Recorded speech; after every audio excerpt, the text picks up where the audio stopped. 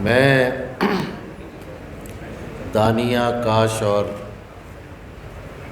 مسعود رضا کا بہت شکر گزار ہوں کہ اس خوبصورت محفل کا مجھے حصہ بنایا۔ سچی بات یہ ہے کہ میں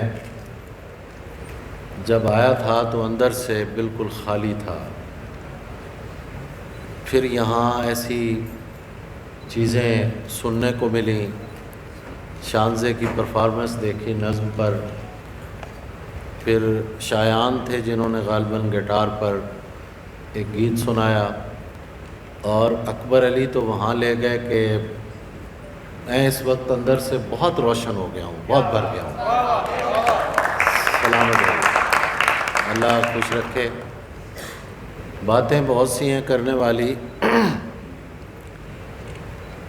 کومل راجہ نے کہا کہ نثری نظم کو منوا کے رہیں۔